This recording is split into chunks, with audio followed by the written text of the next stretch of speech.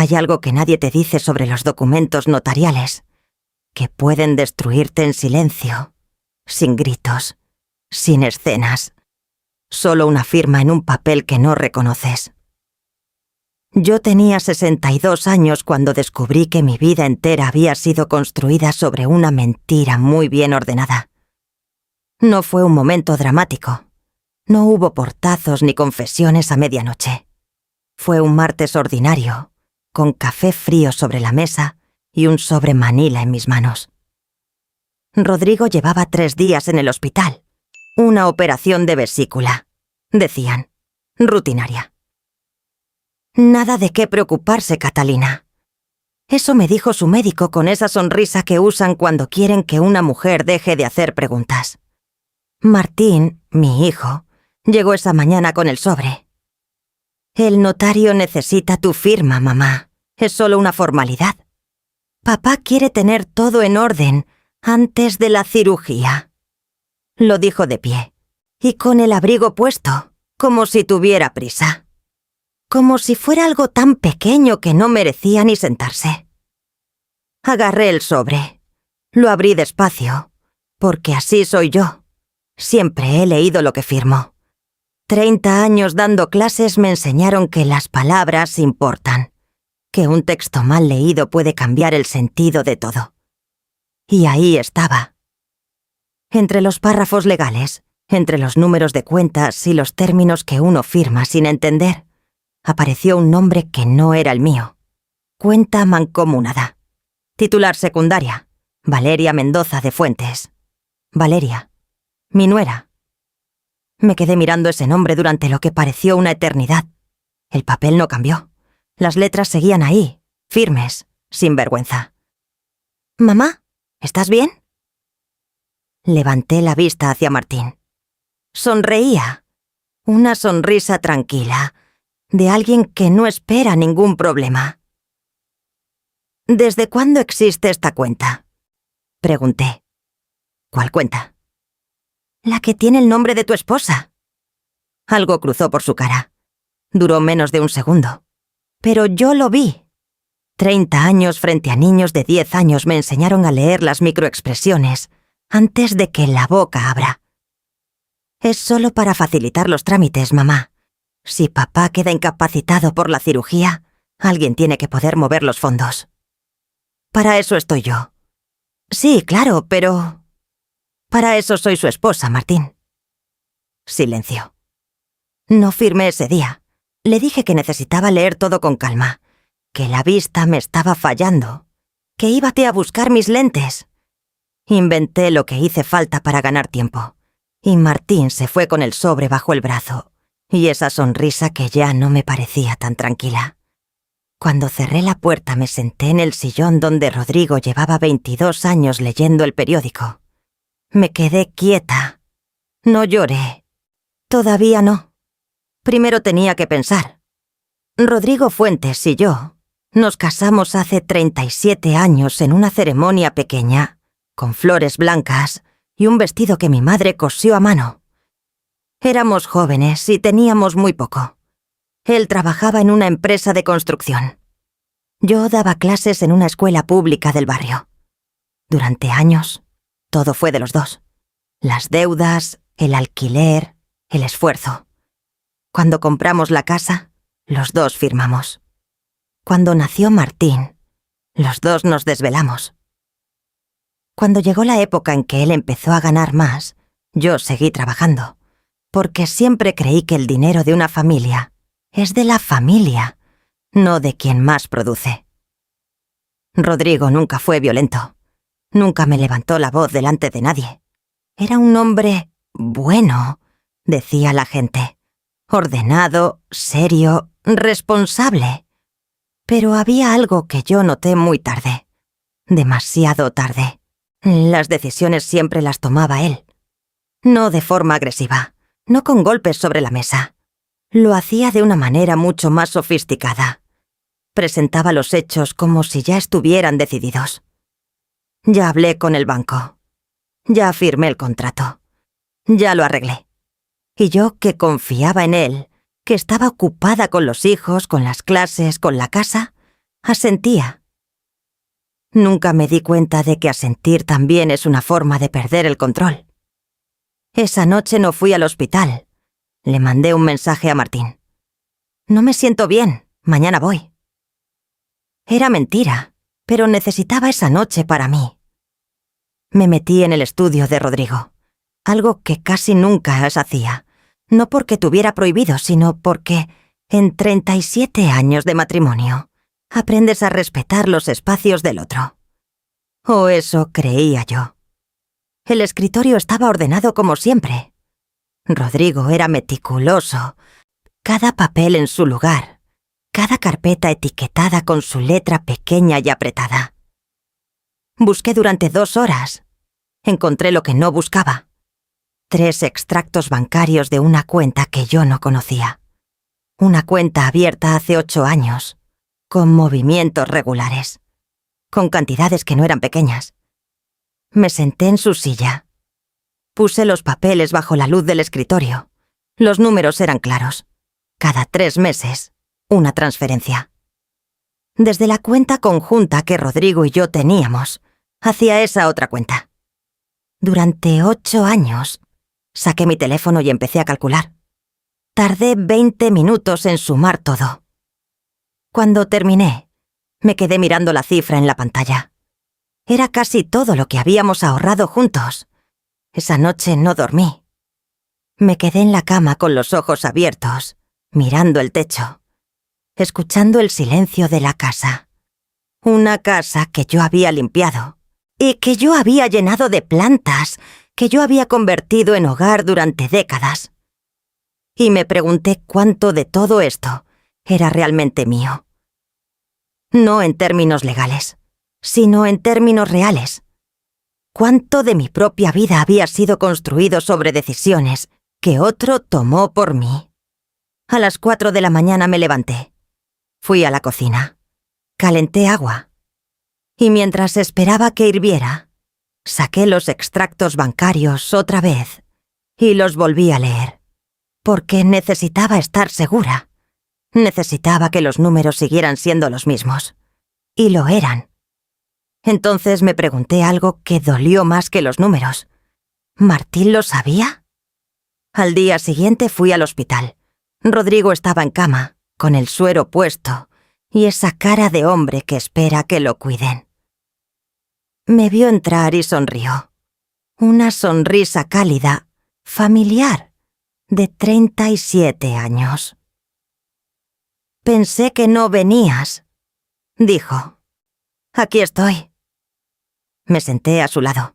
Le tomé la mano que había sostenido la mía en momentos difíciles, la mano que yo conocía mejor que la mía propia. ¿Firmaste los papeles?, preguntó. Todavía no. Catalina, es una formalidad, solo... Rodrigo. Lo dije despacio, con la voz que usaba en el aula cuando quería que un niño supiera que el juego había terminado.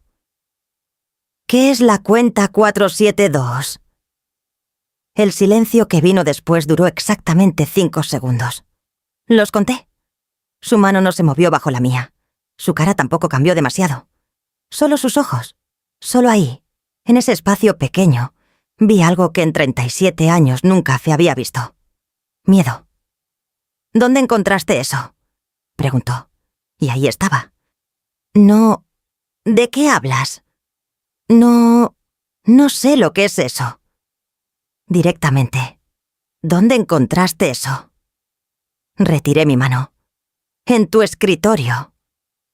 No debías estar ahí, lo dijo con calma, con una calma que me heló. Es mi casa, Rodrigo. Ya hablaremos cuando salga de aquí. Sí, dije, hablaremos. Me levanté, recogí mi bolso, y antes de salir me volteé una vez más hacia él. Que la operación salga bien. Lo dije en serio, porque a pesar de todo, en ese momento, todavía era su esposa. Pero en el pasillo, mientras caminaba hacia la salida, algo en mí ya había cambiado, algo que no iba a volver a su lugar. Esa tarde llamé a Gloria. Gloria Ríos había sido mi compañera de trabajo durante 15 años. Luego se fue hasta estudiar Derecho a los 42, porque siempre decía que era demasiado tarde para todo, menos para lo que realmente importa. Ahora tenía un pequeño bufete y 2 empleados y más energía que la mayoría de personas que conozco. «Necesito verte», le dije. «¿Estás bien?» «No lo sé todavía. Nos vimos en su oficina al día siguiente. Le llevé los extractos. Le conté lo del notario, lo del nombre de Valeria, lo de los movimientos de 8 años. Gloria escuchó sin interrumpirme. Tomó notas. Cuando terminé, se quitó los lentes y me miró. «Catalina, necesito que entiendas algo». Hizo una pausa. «Esto no es un malentendido». «Ya lo sé. Y no va a resolverse con una conversación». «Ya lo sé también». «¿Estás lista para lo que viene?» Me quedé en silencio un momento. Pensé en la casa, en los 37 años, en las flores blancas del vestido que mi madre cosió. Luego pensé en ese nombre en el papel notarial. Valeria Mendoza de Fuentes. «Dime qué necesito hacer», respondí. Gloria abrió una carpeta nueva. Y empezamos. Esa noche Gloria me dio una lista. No era larga, pero era precisa. Como ella. Documentos bancarios. Escrituras de la casa. Declaraciones de impuestos de los últimos 10 años. Cualquier contrato que llevara la firma de Rodrigo. Cualquier papel que yo pudiera encontrar en ese escritorio, ordenado y silencioso. «No muevas nada», me dijo. «No borres nada. No confrontes a nadie más todavía. Solo reúne». «¿Y Rodrigo?» «Rodrigo sale del hospital en 4 días. Tienes 4 días. 4 días. 37 años de matrimonio. Y ahora tenía 4 días para entender en qué me había convertido sin darme cuenta». Llegué a casa esa noche con una bolsa de papel en la mano, una sopa que no iba a comer y una claridad extraña en la cabeza. No era calma, era algo diferente. Era la sensación de una mujer que finalmente decide mirar lo que lleva años evitando ver. Volví al estudio. Esta vez no busqué con miedo. Busqué con método. Carpeta por carpeta. Cajón por cajón. Rodrigo era ordenado, sí, pero también era confiado. Confiado de que yo nunca miraría. Y esa confianza suya fue su primer error. En el cajón inferior, debajo de una carpeta azul con facturas viejas, encontré un sobre sin etiquetar. Dentro había 2 documentos. El primero era un contrato de arrendamiento, un local comercial a nombre de una empresa que yo no conocía. Fecha: 6 años atrás. El segundo era un acta de constitución de sociedad. 2 socios, Rodrigo Fuentes y Valeria Mendoza de Fuentes. Me senté en el suelo, literalmente en el suelo, con la espalda contra el escritorio y los papeles en las manos. Porque esto ya no era solo una cuenta bancaria.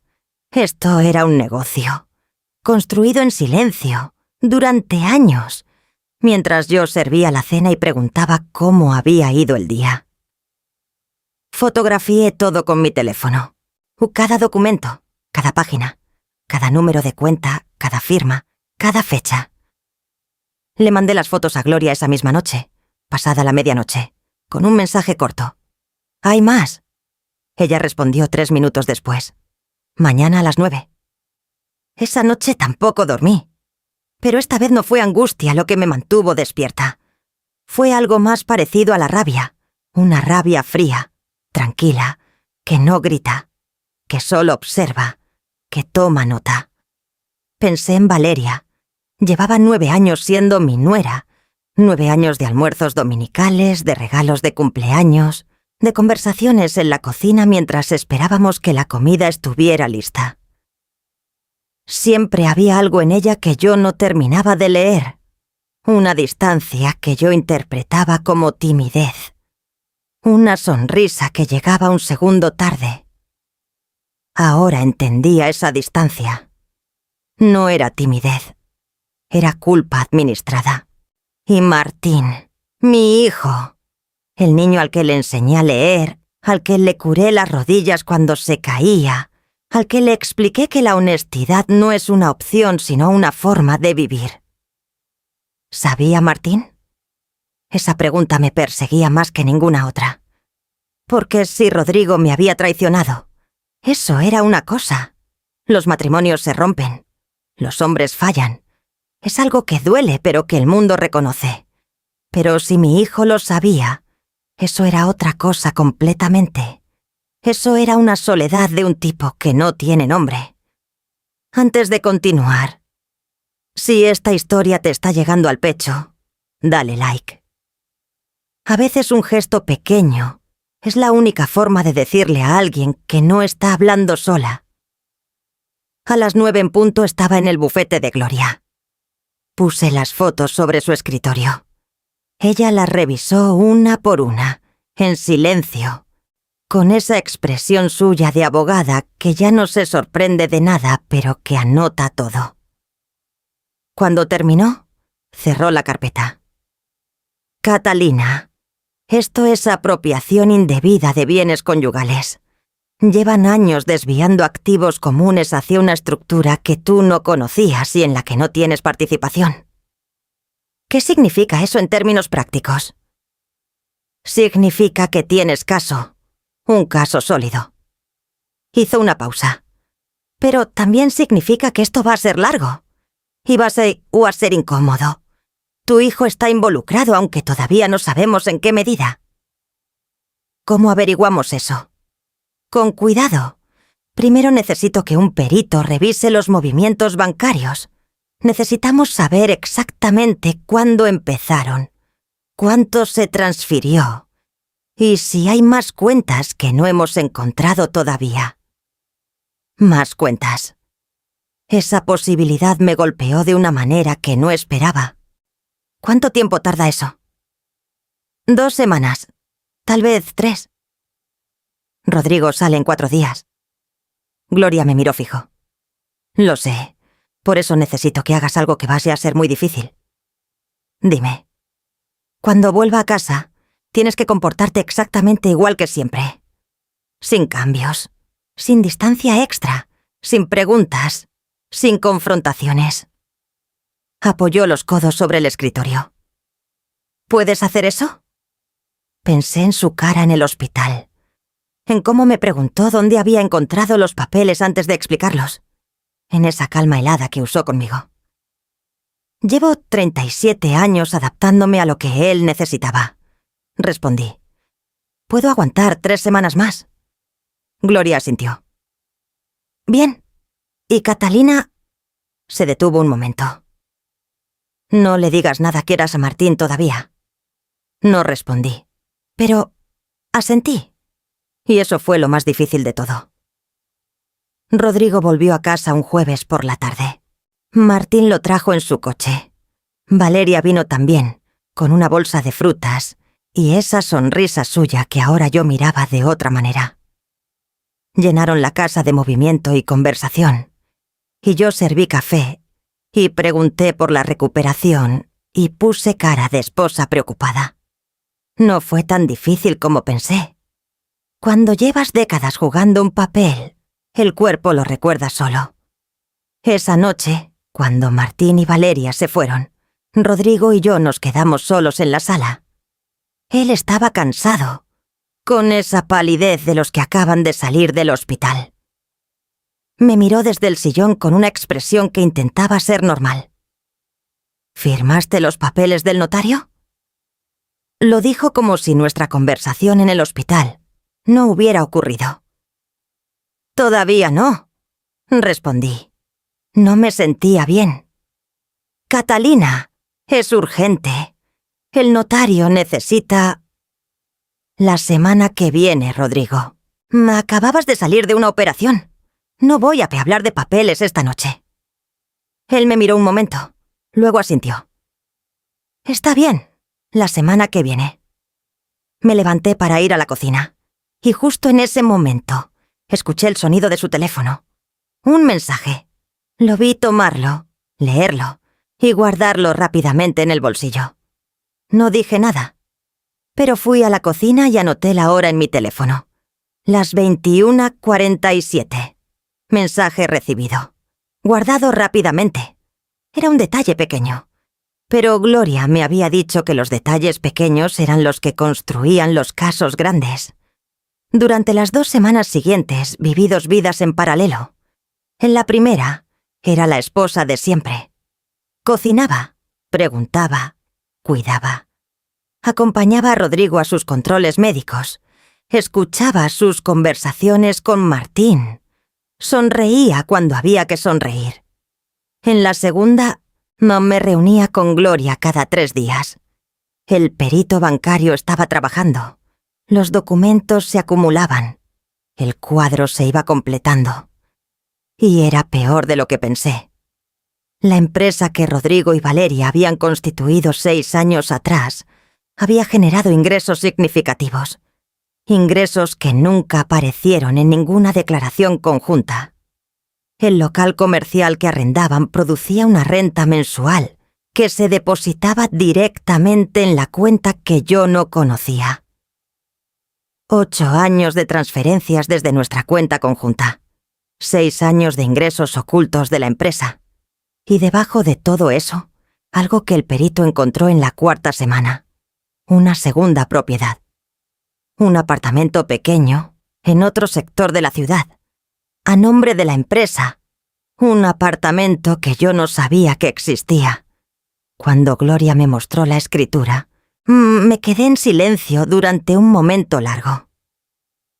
¿Quién vive ahí?, pregunté. Eso todavía no lo sabemos. Asintió con ese gesto suyo de quien tiene la respuesta, pero prefiere que yo llegara sola. ¿Rodrigo?, pregunté. Hay registros de acceso al edificio. Estamos obteniendo las imágenes. Cerré los ojos un segundo, porque en ese momento el dolor dejó de ser solo sobre el dinero. Si el nombre de tu país tiene una E, suscríbete. Y cuéntame desde dónde me acompañas. A nuestra edad, una comunidad también es una forma de fuerza. Las imágenes llegaron 2 días después. Gloria me llamó a las 8 de la mañana con una voz tranquila, demasiado tranquila que ya conocía. Necesito que vengas. Llegué en 20 minutos. Me hizo sentar. Puso una carpeta sobre el escritorio, pero no la abrió todavía. Catalina, lo que voy a mostrarte cambia el alcance legal del caso, pero también es difícil de ver. Muéstrame. Abrió la carpeta. Eran capturas de pantalla de las imágenes del edificio. Fechas de los últimos 18 meses. Rodrigo entrando. Rodrigo saliendo. A veces de día. A veces por la noche. Y en varias de ellas no estaba solo. La mujer que lo acompañaba no era Valeria. Era alguien a quien yo no reconocí de inmediato. Pero en la tercera imagen, en la que la cámara capturaba su cara de frente, sí la reconocí. Era Pilar, la hermana menor de Valeria. Me quedé mirando la foto durante un tiempo que no supe calcular. 37 años, una casa, 2 hijos, una vida entera. Y en una pantalla de computadora, la respuesta a todas las preguntas que nunca me había atrevido a hacerme. Levanté la vista hacia Gloria. ¿Martín sabe esto? Pues ella no respondió de inmediato. Y ese silencio fue la peor respuesta posible. Salí del bufete de Gloria con las piernas que me llevaban solas. No sé cómo llegué al parque que está a 3 cuadras de su oficina. No sé cuánto tiempo estuve sentada en ese banco de madera bajo un árbol que perdía las últimas hojas del otoño. Solo sé que en algún momento me di cuenta de que tenía frío, y que el frío era lo único real que sentía en ese momento. Pilar, la hermana de Valeria. La misma Pilar que había estado en mi mesa en Navidad, que había comido mi comida, que había reído con mis nietos, que me había besado en la mejilla al despedirse con ese «Hasta pronto, señora Catalina», que ahora sonaba ya algo completamente diferente. La misma Pilar a la que Rodrigo miraba con esa amabilidad genérica que yo siempre interpreté como la cortesía de un hombre educado. ¿Cuánto había interpretado mal? ¿Cuánto había elegido no ver? No, me corregí. No lo elegí. Me lo quitaron. Hay una diferencia enorme entre cerrar los ojos y que alguien te los tape. Saqué el teléfono.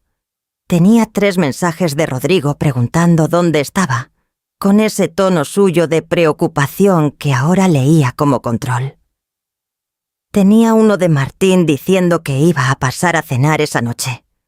No respondí ninguno. Llamé a mi hermana Elena. Elena vive lejos, en otra ciudad, y llevamos una vida paralela de llamadas cortas y promesas de visita que nunca se concretan. Pero es la única persona en el mundo que me conoce desde antes de que yo fuera la esposa de alguien. Contestó al segundo tono. Catalina, ¿qué pasa? Solo con esas 4 palabras supe que la voz me delataba. Necesito contarte algo, dije. Estoy aquí. Y le conté. Todo.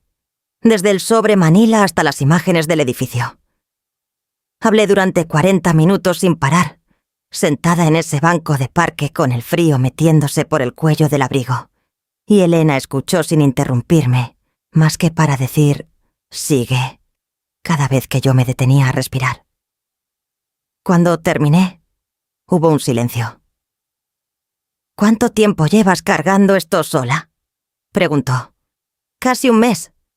Catalina. No podía decirle a nadie. Gloria dijo que... No te estoy regañando. Su voz era suave. Te estoy diciendo que eres más fuerte de lo que crees, porque yo no sé si hubiera podido. Cerré los ojos. No me siento fuerte. Lo sé, pero lo estás siendo de todas formas. Hizo una pausa. ¿Qué necesitas de mí? Nada todavía. Solo quería que alguien más supiera. Voy a estar pendiente del teléfono. A cualquier hora. Colgué. Me quedé un momento más en el banco. Luego me levanté, me abroché el abrigo y fui a casa a preparar la cena de Martín. Porque eso era lo que tocaba hacer esa noche. Martín llegó puntual, como siempre. Sin Valeria, dijo que ella tenía un compromiso.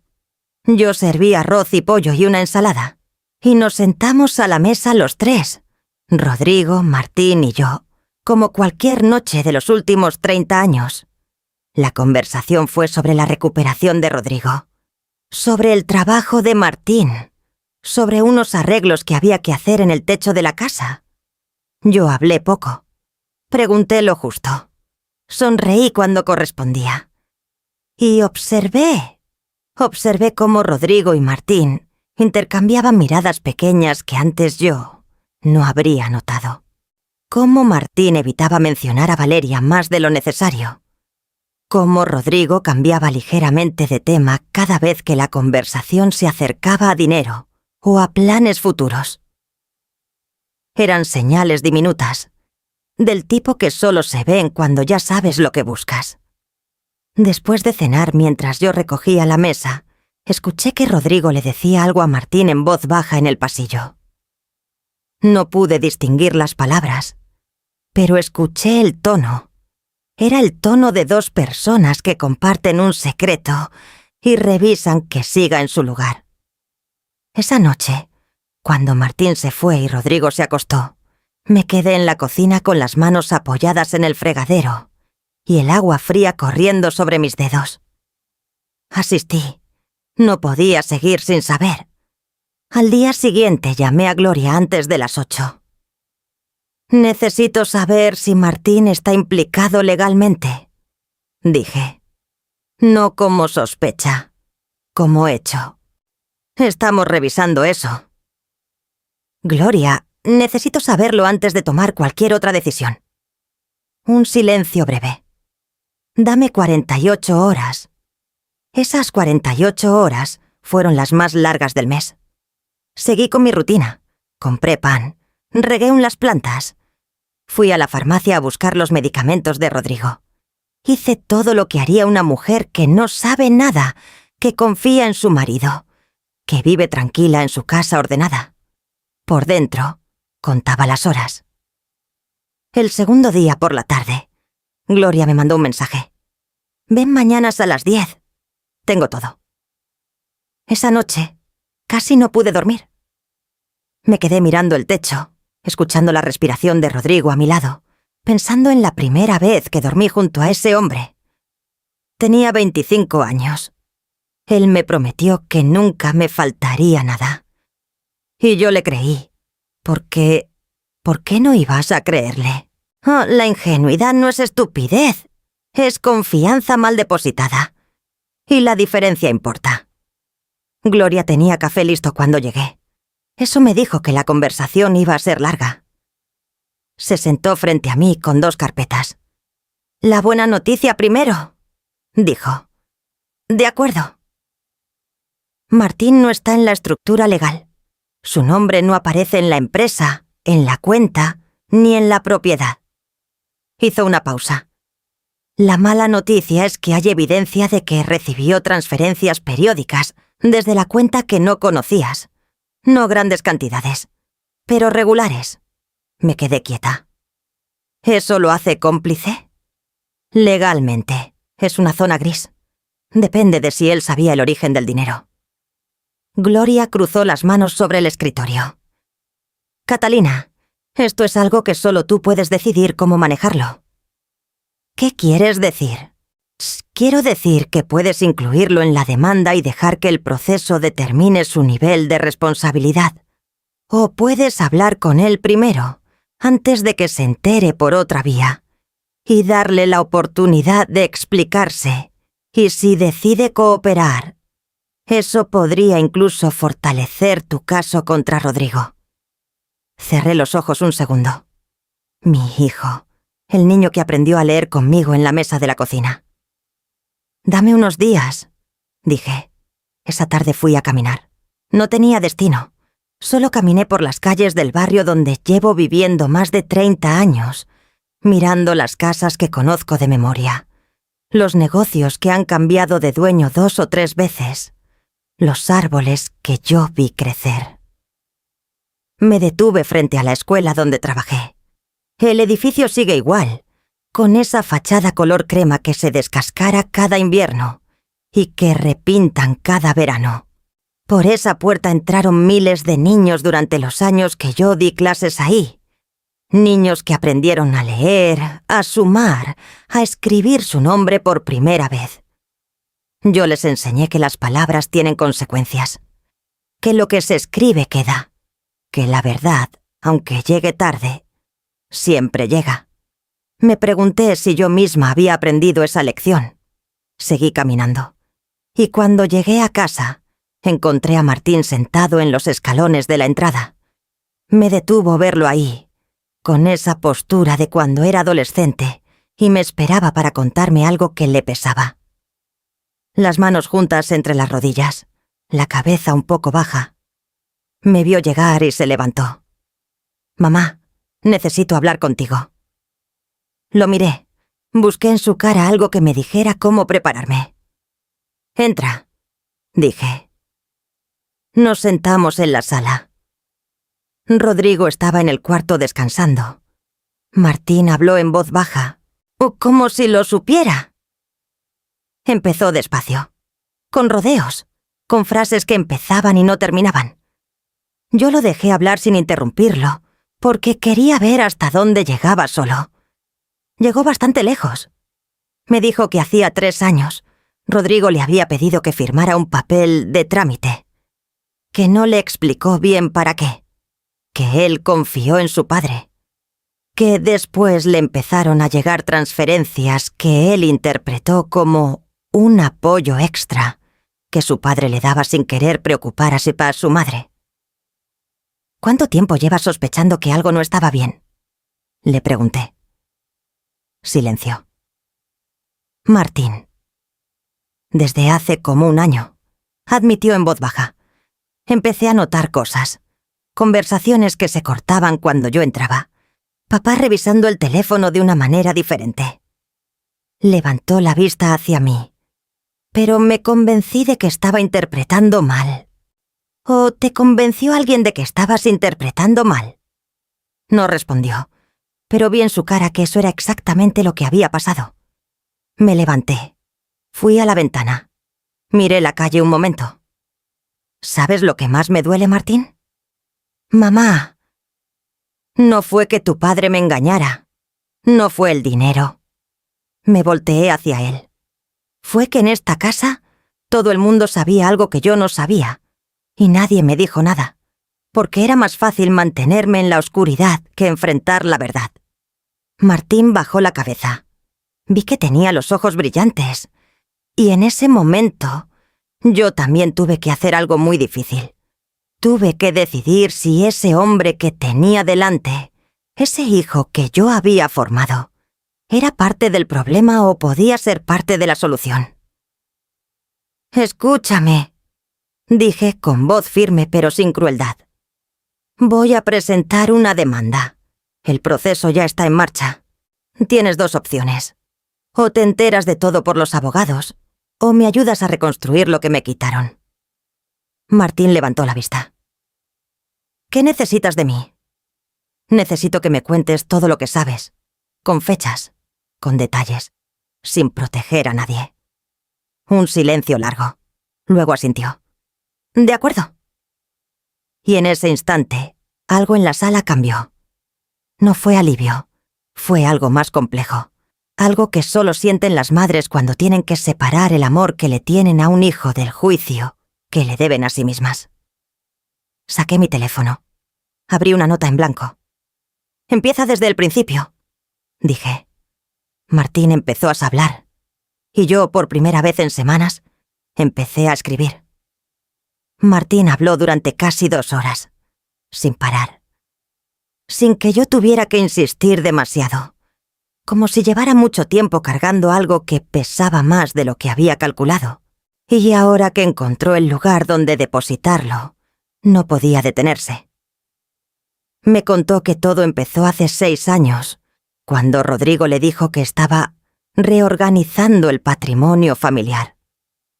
Que era algo normal, algo que hacían los hombres previsores antes de envejecer. Que era para proteger a la familia en caso de que algo le pasara a Sel.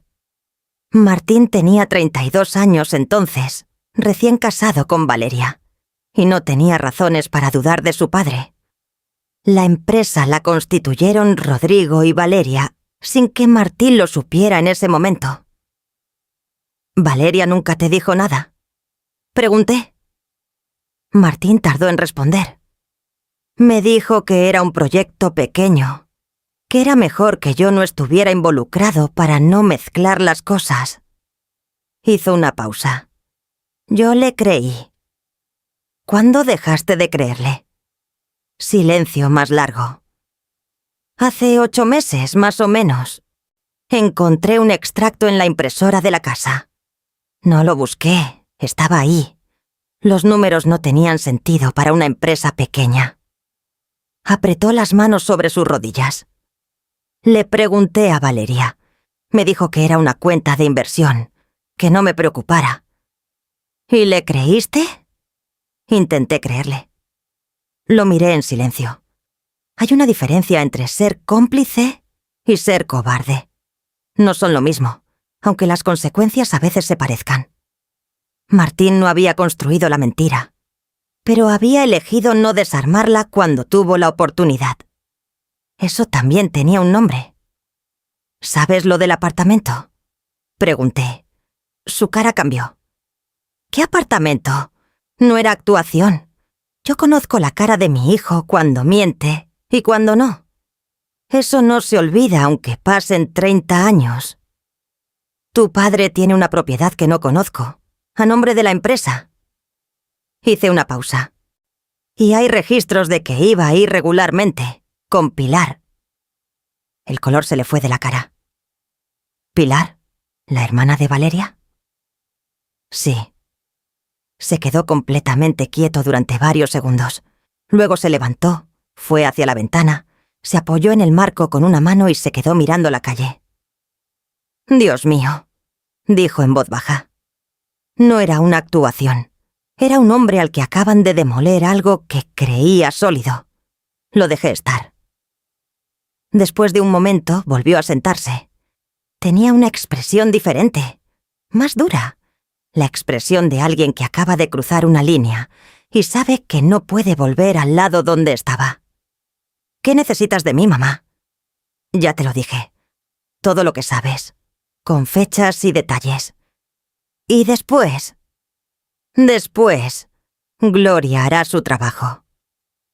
Martín asintió lentamente. ¿Y Valeria? Lo miré. Eso es tu decisión, hijo. No la mía. Esa noche, después de que Martín se fue, me quedé en la sala sola. Rodrigo había cenado temprano y se había acostado sin preguntarme dónde había estado. Eso antes lo interpretaba como respeto a mi autonomía. Ahora lo entendía diferente. Era el desinterés de un hombre que sabe que lo que hace en las sombras está a salvo. Me senté con una taza de té que no tomé y pensé en los últimos 37 años. No con amargura exactamente, con algo más parecido a una arqueología dolorosa, como cuando excavas un terreno esperando encontrar unos cimientos y encuentras que debajo no hay nada sólido, solo capas de sedimento y ausencia. Pensé en los momentos en que fui feliz. Y fui feliz, eso no puedo negarlo. Hubo viajes, hubo risas, hubo noches que valieron la pena. Pero ahora me preguntaba cuánto de esa felicidad había sido real y cuánto había sido la felicidad de una mujer que no sabía lo que no sabía. La ignorancia también puede sentirse como paz, hasta que deja de serlo. Fui al cuarto. Rodrigo dormía con esa tranquilidad suya que siempre me pareció una virtud y que ahora me resultaba insoportable. La tranquilidad de alguien que nunca ha tenido miedo de ser descubierto, porque nunca imaginó que yo buscaría. Me cambié en silencio, me metí en la cama y tomé una decisión.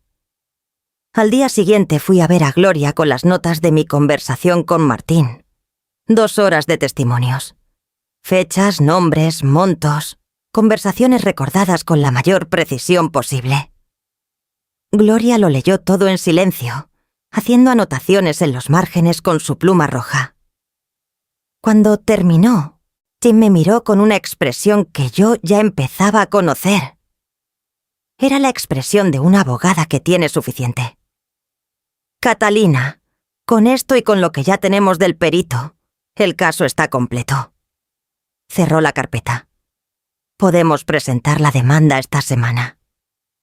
El corazón me dio un vuelco, no de miedo, de algo más parecido a la gravedad de lo que estaba a punto de ocurrir. ¿Qué pasa después de que se presenta? Rodrigo será notificado. La cuenta conjunta quedará bloqueada preventivamente. La empresa entrará en proceso de auditoría judicial. Y el apartamento quedará bajo medida cautelar hasta que el juez decida. ¿Cuánto tiempo dura el proceso? Puede ser largo. Estos casos rara vez se resuelven rápido. Pero con la evidencia que tenemos, las medidas cautelares son casi inmediatas, lo que significa que él no podrá mover más activos mientras dure el proceso. Asentí. ¿Hay algo más que deba saber antes de que lo presentemos? Gloria dudó un segundo. En ella, ese segundo significaba algo. ¿Qué es? Pregunté. El abogado de Rodrigo va a intentar construir una narrativa. Que tú eras una socia pasiva que acordó este esquema.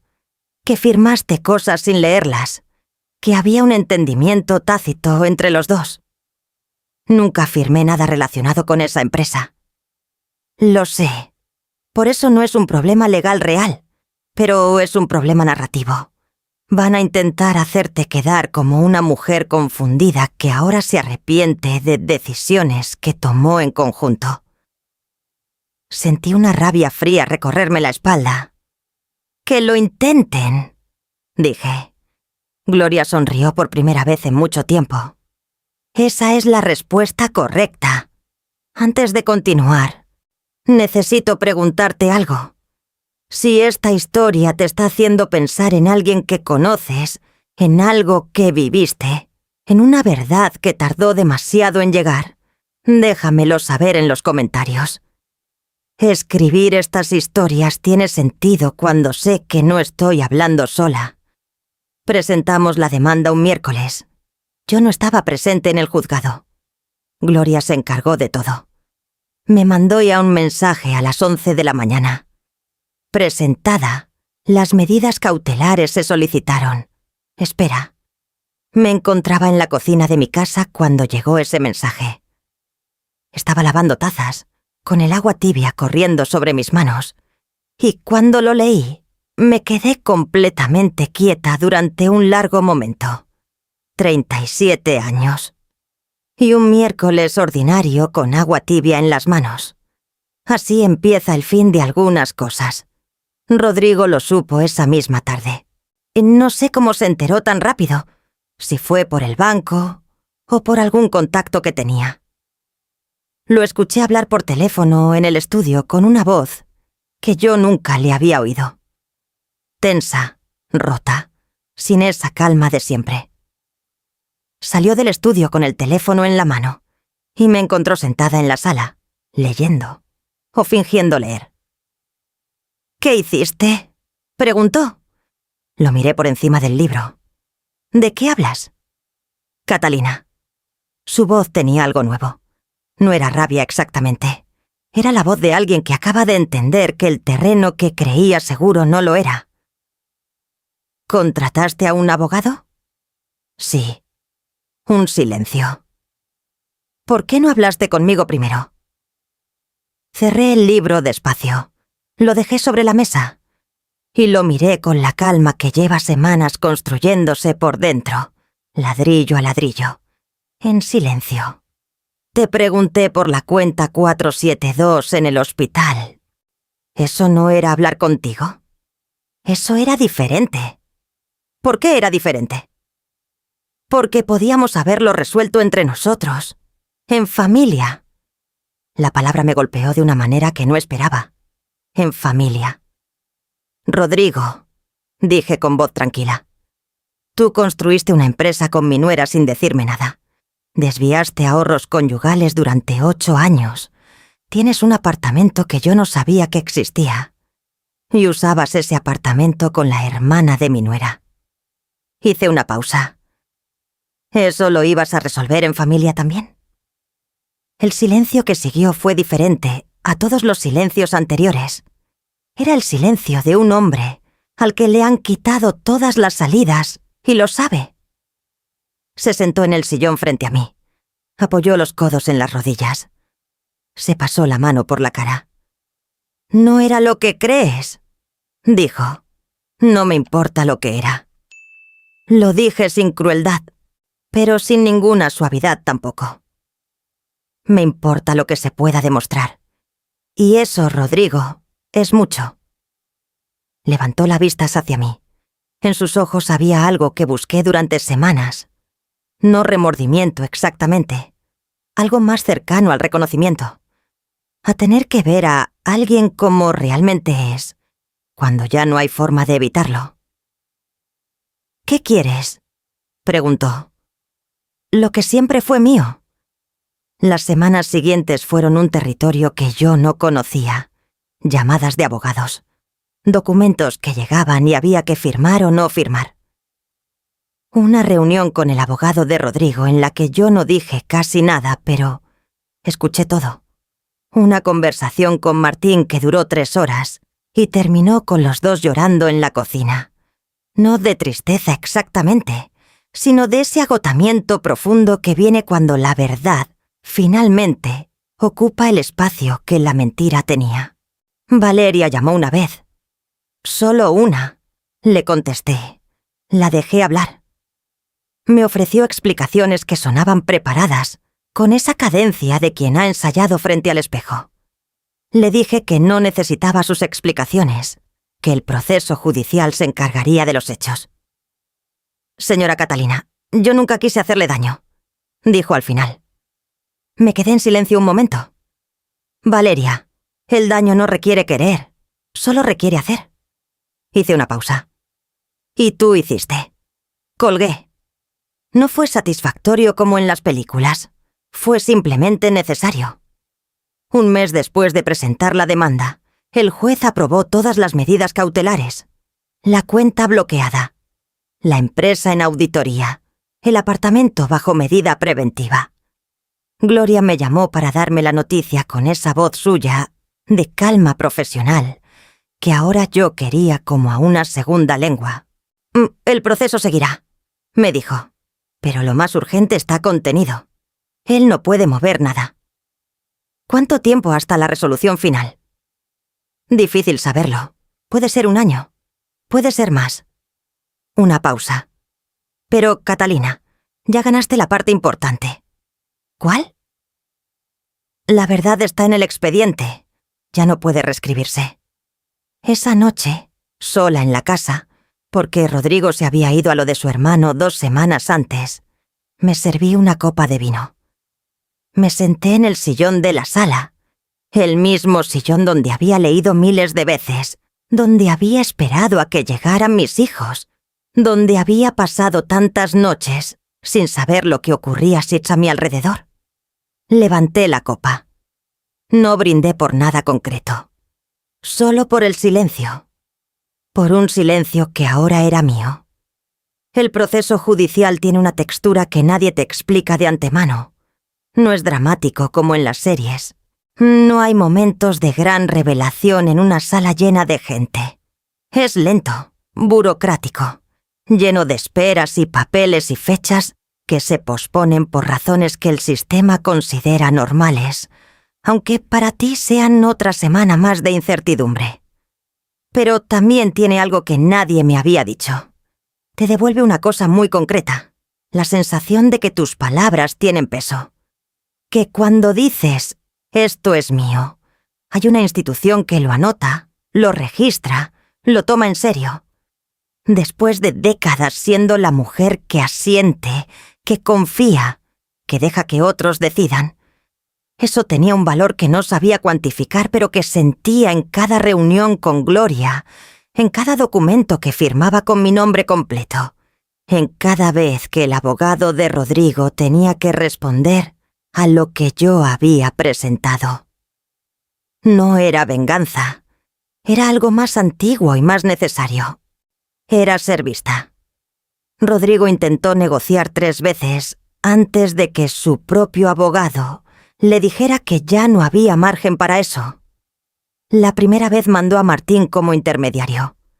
Martín llegó a mi casa con una propuesta escrita en un papel, con esa cara de quien hace algo que no quiere hacer, pero que alguien le pidió. Lo miré. Le dije que eso no era el camino, que si Rodrigo quería hablar, que hablara directamente con Gloria. Martín asintió, guardó el papel y luego se quedó sentado en la cocina tomando café durante 1 hora sin decir casi nada. Antes de irse me dijo, «Mamá, sé que esto no es el momento, pero quiero que sepas que lo que hice o lo que dejé de hacer no tiene excusa. Y lo entiendo». Lo miré durante un segundo largo. «Lo sé, hijo. ¿Puedes perdonarme algún día?» No respondí de inmediato, porque esa pregunta merecía honestidad y no consuelo rápido. «El perdón no es un interruptor que se enciende», le dije finalmente. «Es algo que se construye, y yo estoy dispuesta a construirlo contigo. Pero necesito que me demuestres con el tiempo que lo de no ver fue un error y no una elección». Martín asintió con los ojos brillantes. No fue un momento de reconciliación perfecta. Fue algo más real que eso. Fue el primer ladrillo de algo que todavía no tenía forma definida, pero que podía convertirse en algo sólido si los dos trabajábamos para que lo fuera. La segunda negociación llegó por escrito. Una carta del abogado de Rodrigo proponiendo un acuerdo extrajudicial. La mitad de los activos identificados. Liquidación rápida, sin proceso prolongado. Gloria me la presentó sobre el escritorio con cara neutral, que era su forma de decirme que la decisión era completamente mía. La leí despacio. Era una oferta razonable en términos matemáticos, pero había algo en ella que no podía aceptar, y tardé unos minutos en identificar exactamente qué era. Era la ausencia de reconocimiento. El documento hablaba de diferencias patrimoniales y activos a distribuir, y acuerdo mutuo entre las partes. No había ninguna frase que dijera lo que había ocurrido realmente. Era como liquidar una empresa en quiebra, no como reconocer que alguien había robado de forma sistemática durante casi una década. ¿Qué pasa si rechazo esto?, le pregunté a Gloria. El proceso continúa. Podemos obtener más, pero tardará más. Y hay siempre algún riesgo en el proceso largo. ¿Cuánto más podemos obtener? Con todo lo que tenemos, el perito estima entre un 30 y un 40% adicional sobre lo que ofrecen aquí. Más la propiedad del apartamento, que ellos no están incluyendo en esta oferta. ¿Por qué no incluyen el apartamento? Porque saben que es el activo más difícil de justificar. Si lo incluyen en la negociación, están admitiendo que existía. Lo pensé durante 2 días. Luego le dije a Gloria que rechazáramos la oferta. No era por el dinero adicional, aunque el dinero importaba. Era porque había decidido que si esto llegaba a resolverse, quería que la resolución dijera la verdad completa. No una versión negociada y limada de la verdad, sino la verdad entera, con todas sus aristas incómodas. Eso también tiene un precio. Lo sabía. Lo acepté. La tercera negociación fue la única que Rodrigo intentó de forma directa. Me llamó un domingo por la mañana. Yo estaba regando las plantas cuando sonó el teléfono y vi su nombre en la pantalla. Lo miré durante 3 timbres.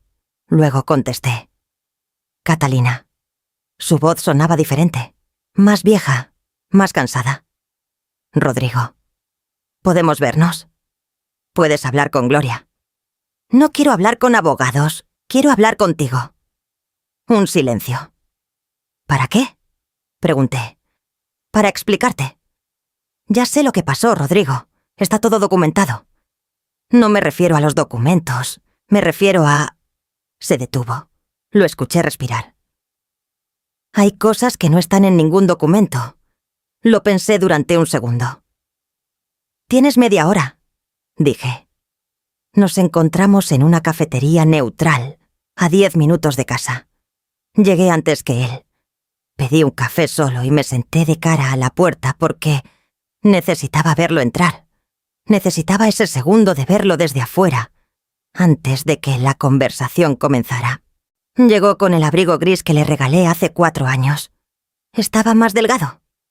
Se sentó frente a mí sin saludarme con beso, como si ambos supiéramos que ciertos gestos ya no correspondían. Pidió agua. Me miró. Gracias por venir. No respondí eso. No era necesario. ¿Qué querías explicarme?, dije. Empezó despacio. Me habló de una crisis que tuvo hace 10 años que yo no supe. Una sensación de haber llegado a una edad sin haber construido nada que sintiera suyo. Me habló de la empresa como de un proyecto que empezó siendo genuino y que se fue complicando con el tiempo. Me habló de Pilar con una vergüenza que parecía real, como algo que empezó en un momento de vulnerabilidad y se convirtió en algo que no supo cómo terminar. Escuché todo. No lo interrumpí. Cuando terminó, hubo un silencio. ¿Por qué no me dijiste nada?, pregunté. De la crisis, de la empresa, de lo que sea que estaba sintiendo hace 10 años. Porque no sabía cómo. O porque era más fácil no decirme. Bajó la vista. Las 2 cosas. Al menos eso era honesto. Rodrigo, yo no soy tu enemiga. Nunca lo fui. Apoyé las manos sobre la mesa. Pero no puedo ser la mujer que acepta que le oculten su propia vida para que otro pueda vivir la suya más cómodamente. Eso no lo puedo aceptar aunque quisiera. Lo entiendo. ¿Lo entiendes de verdad? Me miró. Creo que lo estoy entendiendo ahora. Una pausa larga. Demasiado tarde, lo sé. Sí, demasiado tarde. Me terminé el café. Me puse el abrigo. Habla con Gloria, dije. El proceso va a seguir, pero si cooperas, si dejas de obstruir, esto puede terminar de una manera que no destruya completamente lo que queda. ¿Qué queda? Lo miré. Martín, sus hijos, si algún día los tiene. El hecho de que todavía pueden conocer a su padre como alguien que al final eligió hacer lo correcto. Hice una pausa. Eso queda, si tú decides que quede. Me levanté. No esperé su respuesta. Salí a la calle con el aire frío en la cara y algo extraño en el pecho. No era alivio. No era tristeza. Era la sensación de haber dicho exactamente lo que tenía que decir, sin más ni menos. Y de que eso era suficiente. Si estás escuchando esta historia desde un país cuyo nombre lleva la letra E, suscríbete. Y déjame en los comentarios tu país. Quiero ver cuántas mujeres estamos aquí, todavía aprendiendo a decir basta. 3 semanas después de esa conversación en la cafetería, Rodrigo cambió de posición en el proceso. Su abogado le comunicó a Gloria que estaban dispuestos a reconocer la totalidad de los activos identificados por el perito, incluyendo el apartamento, incluyendo los 8 años de transferencias, incluyendo los ingresos de la empresa.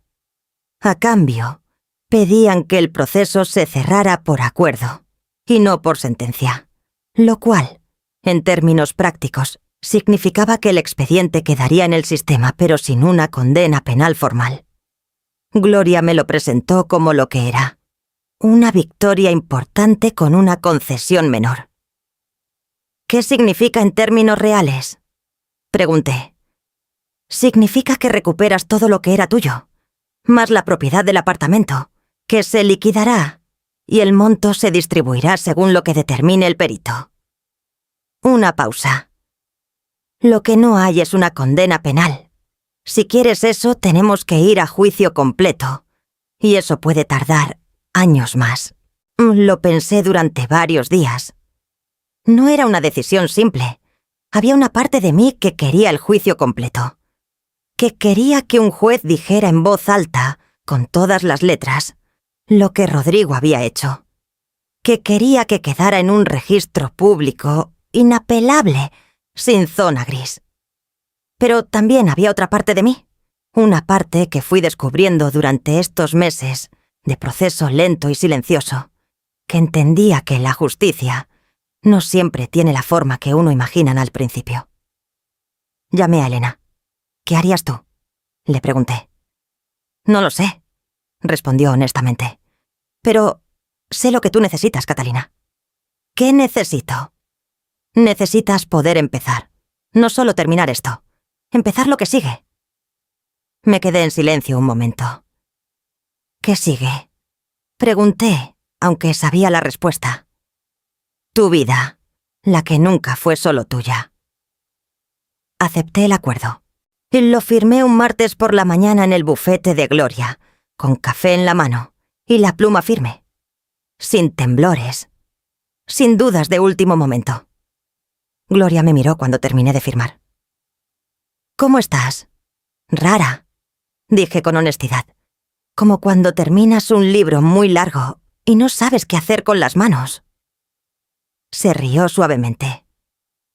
Eso es exactamente como debe sentirse. El proceso de liquidación y transferencia tardó 2 meses más. Durante esos 2 meses, busqué un apartamento.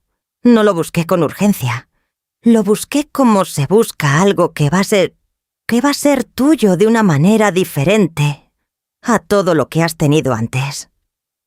Fui a ver 4 o 5.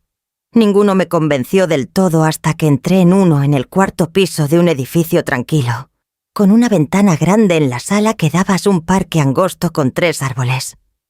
Era pequeño, mucho más pequeño que la casa donde había vivido 30 años.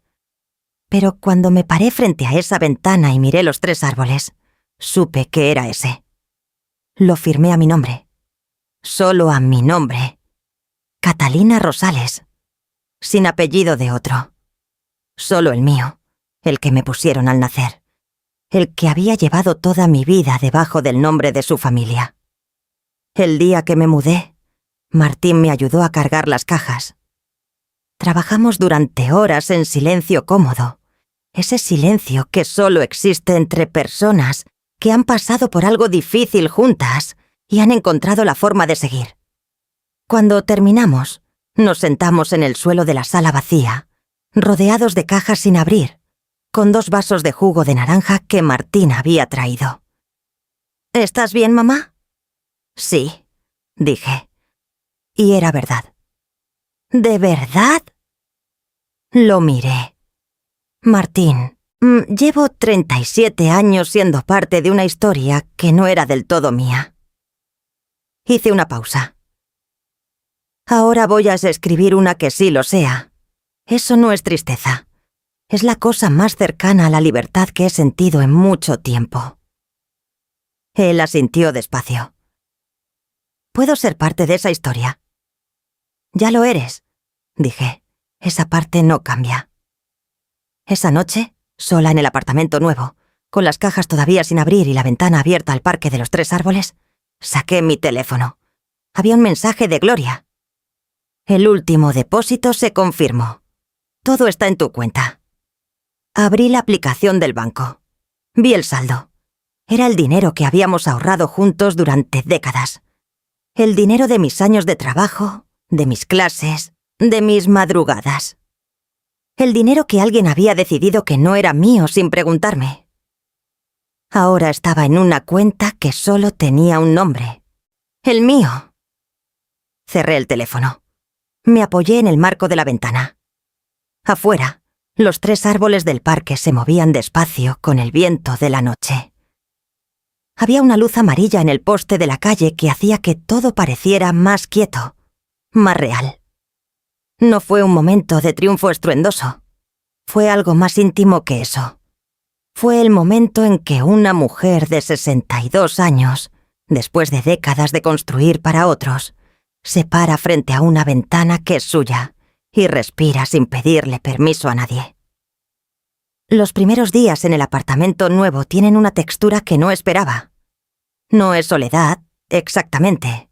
Es más bien la ausencia de un ruido de fondo que yo no sabía que existía hasta que desapareció. El ruido de vivir pendiente de otro, de escuchar pasos en el pasillo y ajustar tu estado de ánimo antes de que la puerta se abra, de medir tus palabras según el humor que percibías en el aire. Ese ruido se había ido, y en su lugar había algo que tardé varios días en identificar. Silencio elegido. El tipo de silencio que ocurre cuando nadie va a interrumpirte, cuando nadie va a entrar sin avisar, cuando el café de la mañana es tuyo a la hora que tú decidas, y nadie te pregunta por qué tardaste tanto en prepararlo. Era extraño, era incómodo a veces, era completamente mío. La primera semana no hice casi nada. Desempaqué las cajas despacio, sin apuro. Puse los libros en el orden que yo quería, no el orden estético que Rodrigo prefería. Colgué las fotos que él nunca ni había querido poner porque llenaban las paredes. Compré una planta grande para el rincón de la sala, la más grande que encontré en el mercado.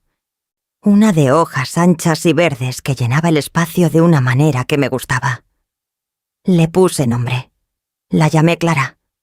No le dije ese nombre a nadie. Era solo mío. Cociné lo que me apetecía. Cené a las horas que quise. Un día no cené. Solo tomé fruta y un poco de queso. Y no tuve que explicarle eso a nadie. Suena pequeño. No lo era. La segunda semana me llamó una antigua colega de la escuela, Rosario Peña. Llevábamos años sin hablar más que en los cumpleaños y en las fiestas de fin de año del colegio de profesores. Pero Rosario siempre tuvo ese instinto de las personas que detectan cuando algo ha cambiado en otra persona, sin que nadie se los cuente. «Catalina, hace tiempo que quiero llamarte», dijo. «Aquí estoy. He escuchado algunas cosas.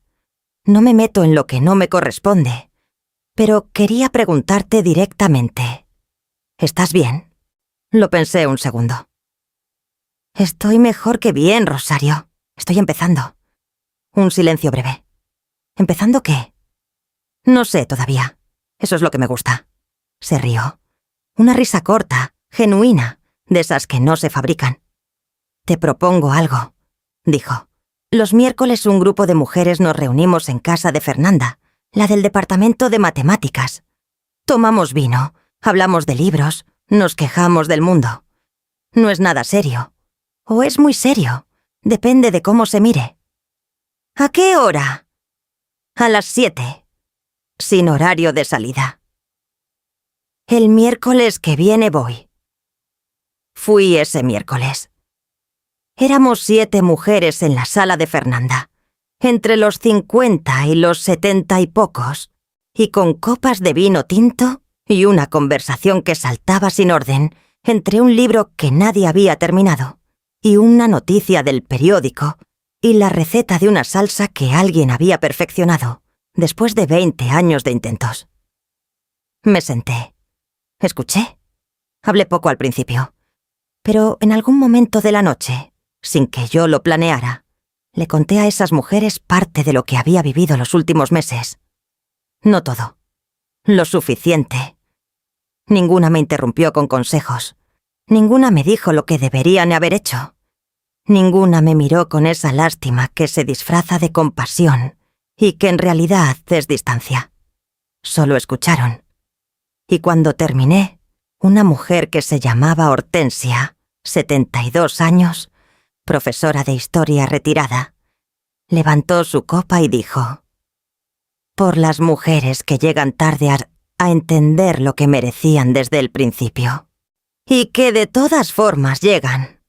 Brindamos». Fue la primera vez en meses que me reí de verdad. Martín me visitó el tercer miércoles. Llegó con empanadas y esa cara suya de cuando quiere hablar de algo importante, pero no sabe cómo empezar. Lo conozco desde que tenía 4 años. Sé leer esa cara. Nos sentamos a la mesa, comimos, hablamos de cosas pequeñas un rato. Luego él dejó la empanada a medias y me miró. «Valeria y yo estamos en terapia de pareja». No dije nada. Esperé. No sé si va a funcionar. No sé si quiero que funcione todavía. Hizo una pausa. «Pero sí sé que necesito entender cómo llegamos aquí. ¿Cómo dejé que ocurriera lo que ocurrió?» «Es una buena pregunta para hacerse», dije. «Tú me la enseñaste, ¿sabes? Eso de que las preguntas incómodas son las únicas que valen la pena». Lo miré. «¿Cuándo te enseñé eso?» «En la escuela primaria. Me pusiste un 5 en una redacción, porque dije lo que pensaba el maestro en vez de lo que pensaba yo». Se le dibujó una sonrisa pequeña. Me acuerdo perfectamente.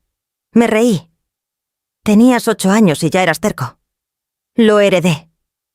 Comimos en silencio un momento. Un silencio bueno. «Mamá, dime, ¿extrañas la casa?» Lo pensé en serio antes de responder. Extraño algunas versiones de mi vida que ocurrieron en esa casa. Miré hacia la ventana, hacia los 3 árboles del parque. Pero la casa en sí no. La casa era también parte de algo que no era del todo mío. Martín asintió despacio. «¿Y a papá?» La pregunta me sorprendió por su honestidad directa. «Extraño al hombre que creí que era», dije finalmente. «Al que conocí en realidad no sé si lo extraño. No sé si lo conocí nunca». Martín bajó la vista. «Yo tampoco sé si lo conocí. Eso dolió de una manera diferente». Porque era el dolor de un hijo, no el mío. Y el dolor de los hijos lo sientes de otra forma, más adentro, en un lugar que no tiene nombre exacto. Le puse la mano en el brazo. Eso también se puede trabajar, hijo. Si él decide ser honesto contigo algún día, tienes la opción de escucharlo. O no. Las dos son válidas. Antes de continuar, quiero preguntarte algo. Esta historia habla de una mujer que tardó décadas en ver lo que tenía delante. Pero también habla de que nunca es tarde para recuperar lo que es tuyo. Si esta historia te está acompañando hoy, suscríbete y dale like. No por mí, por ti.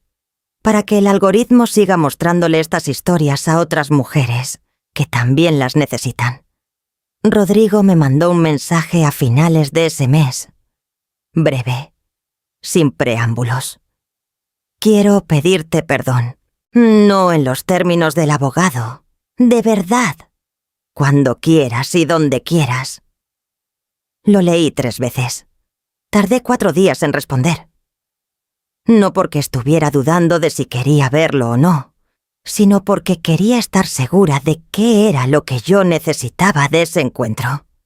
Y eso requería honestidad conmigo misma, que es el tipo de honestidad más difícil. Al 4.º día le respondí. No en un restaurante, no en casa de nadie. Si quieres hablar, ven al parque que está frente a mi edificio, un domingo por la mañana. Llegó puntual. Lo vi desde la ventana antes de bajar. Estaba sentado en uno de los bancos con el abrigo gris, mirando los árboles, con ese perfil que yo había mirado miles de veces, y que ahora me producía un sentimiento que no era amor ni odio, sino algo más complejo y más adulto que cualquiera de los dos. Bajé. Me senté a su lado con espacio entre los dos. Ninguno habló de inmediato. Estuvimos un momento mirando el parque, las personas que pasaban con sus perros, los niños en la zona de juegos al fondo. «¿Cómo estás?», preguntó finalmente. «Bien», respondí. Y era verdad. «¿Te ves diferente?». «Soy diferente». Silencio. «Catalina, yo...». Empezó y se detuvo. Empezó otra vez. «No tengo palabras que alcancen para lo que hice. Lo sé. Y no te voy a pedir que me perdones hoy ni que me digas que está bien, porque no está bien». Hizo una pausa larga. «Solo quería que supieras que entiendo lo que destruí. No como frase, como hecho». Lo miré de perfil. En ese momento vi algo que no esperaba ver. Vi a un hombre viejo. No viejo en edad, sino viejo en el sentido de alguien que ha llegado a un punto sin retorno, y lo sabe. Alguien que carga con el peso de haber elegido mal durante demasiado tiempo. No sentí lástima, pero tampoco sentí la necesidad de herirlo más. «Rodrigo», dije, «no te perdono hoy. Puede que no te perdone pronto.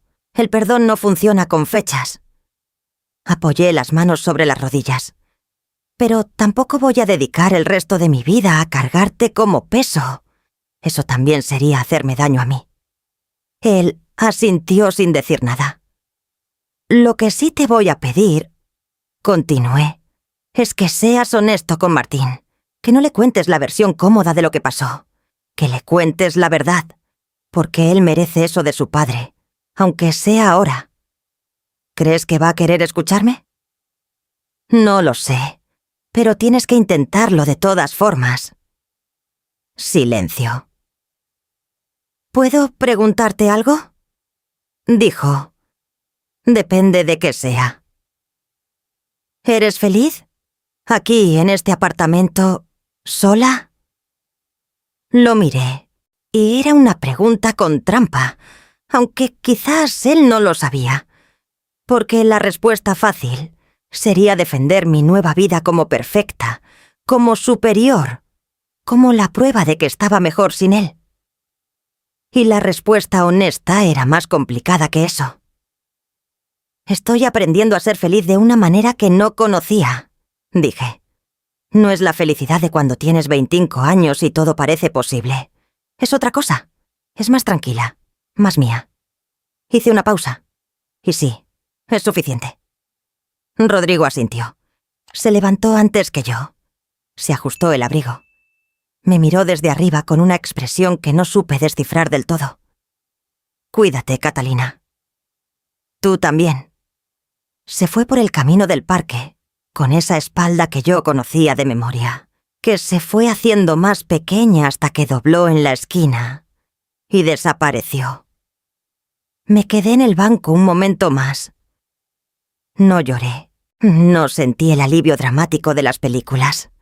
Sentí el sol de la mañana en la cara. Sentí el frío del banco bajo mis manos. Sentí el ruido suave del parque, los perros, los niños, el viento en los 3 árboles. Y sentí que ese momento era completamente mío. Hay cosas que nadie te cuenta sobre reconstruirse a los 62 años. Que es lento. Que hay días en que la energía no alcanza y te sientas en el sillón y no haces nada. Y eso también está bien. Que hay noches en que el silencio es demasiado silencio y extrañas no a la persona, sino a la compañía, a cualquier compañía, al simple hecho de escuchar respiración humana en la misma habitación. Que a veces te preguntas cuánto tiempo te queda, y si fue un desperdicio, y si deberías haber actuado antes, y sí. Y que esas preguntas hay que dejarlas pasar como nubes. Mirarlas, no agarrarlas, porque el tiempo que se fue, y lamentarlo es entregarle también el tiempo que queda. Eso lo aprendí en el grupo de los miércoles, curiosamente. Lo dijo Che Hortensia una noche, con su copa de vino a la mitad, y esa manera suya de decir las cosas como si llevaran pensadas mucho tiempo. El pasado no se corrige, solo se entiende. Y entenderlo, si lo haces bien, te libera las manos para lo que sigue. Lo anoté en mi teléfono esa misma noche. Lo sigo leyendo a veces. 3 meses después de mudarme, hice algo que llevaba años posponiendo. Me inscribí en un taller de escritura. No para publicar nada. No para demostrar nada. Solo porque cuando era joven, antes de la escuela y los hijos y la casa de otro, yo escribía. Cuentos cortos que guardaba en cuadernos que todavía tengo en una caja. Y durante décadas, de cuando alguien me preguntaba si seguía escribiendo, yo decía, no tengo tiempo, o ya no se me da, o alguna otra versión de lo mismo. Ahora tenía tiempo, y quería saber si todavía se me daba. La primera clase fue un miércoles por la tarde. Éramos 12 personas en una sala pequeña con sillas en círculo, la mayoría mucho más jóvenes que yo. Una chica de quizás 25 años me sonrió cuando me senté a su lado. ¿Es tu primera vez?, preguntó. En este taller sí, respondí. En escribir no.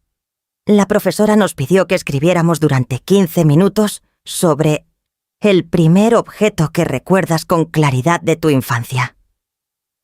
Agarré el bolígrafo y escribí sin parar durante esos 15 minutos, sin levantar la mano del papel, como si las palabras hubieran estado esperando todo ese tiempo, sin que yo las invitara.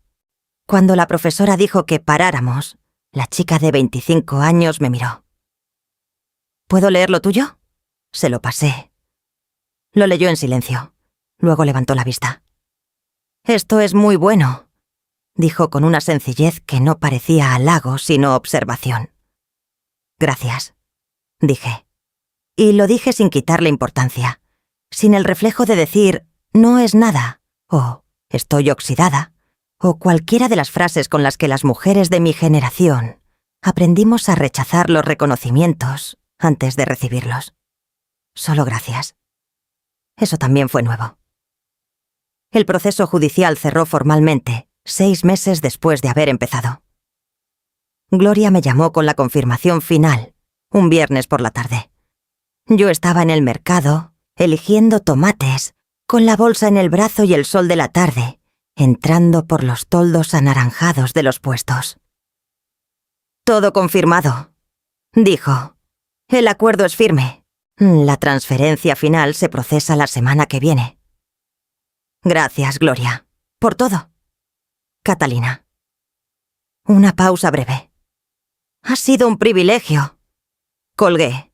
Seguí eligiendo tomates, porque la vida no se detiene para los momentos importantes.